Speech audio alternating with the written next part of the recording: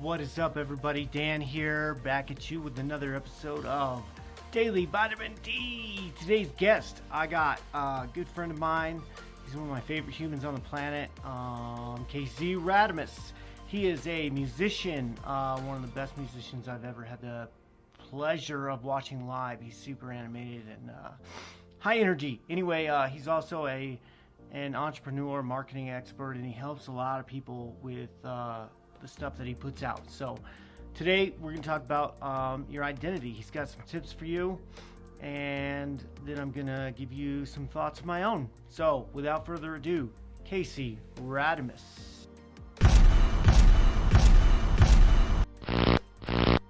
KC Radumus here with a rad tip of the day. The secrets of how to live the rad life. We're talking about having it all: health, wealth, relationships, fulfillment, and how we can get all that. So today's video was inspired by Daniel Donch Jr. of the Vitamin D daily video series, one of my favorite internet philosophers, who reached out to me and said, hey, I'm thinking about doing an episode on identity and how that affects people. How would you feel about doing a little blurb for it? And I told him, I said, well, I'm actually going to make one of my own anyway, I was thinking about. So yeah, that would be perfect. But I figured I would make my own. So I've got 5 myths about identity. A lot of people don't really necessarily think about their identity and how much it's really impacting their life. We're going to do 5 myths.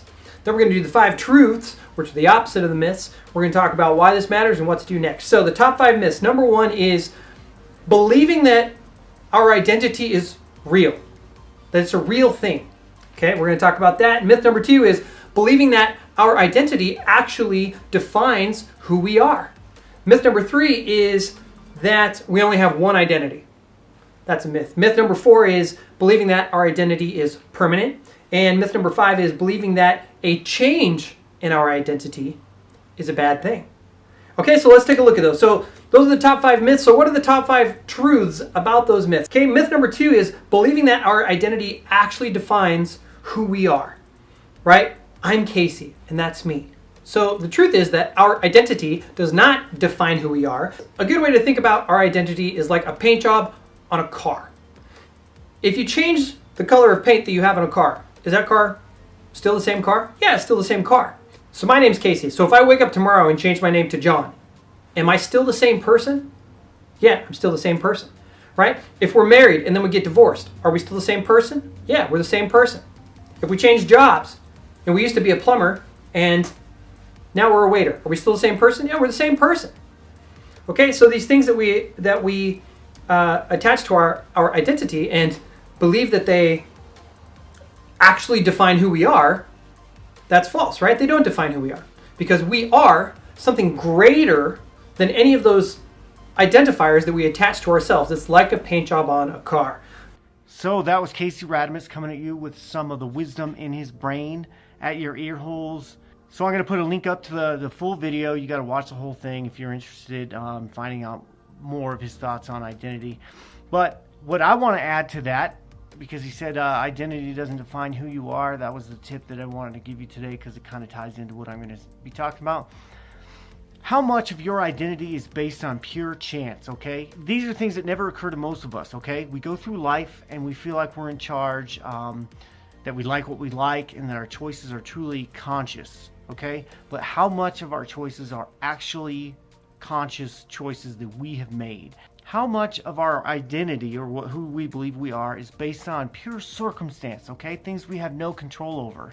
Did you get to pick your elementary school, your high school? Okay, most of that is determined by where our parents live, things we have no control over. How about your favorite sports team? Okay, do you think you'd like that same sports team had you been born in another place? These are just things I want you to consider, okay? A lot of people take the sports team that is closest to them.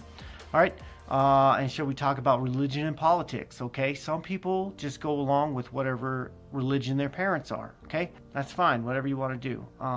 But think about this. If you were born in India or Nairobi or China, do you think that your religion would be the same as it is now?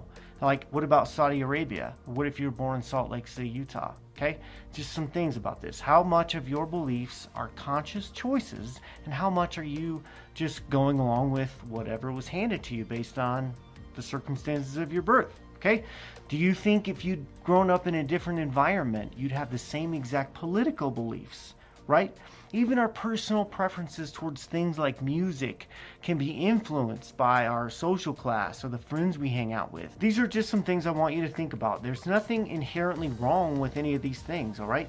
But we often tend to defend our identities like vigorously, right? Without even thinking about why we identify one way or the other, okay? We assume we're right about everything. But if a lot of our identity is based on chance, what are the odds that you hit the jackpot on every single thing? Okay, that's it for today. This has been your daily dose of vitamin D. Definitely go check out Casey Radumus. I added his links in the description. Shoot me a comment after you've had a chance to ponder on these things, and definitely subscribe to me on YouTube. That's all I ask, okay? I really need you to help me quit my job at Payless.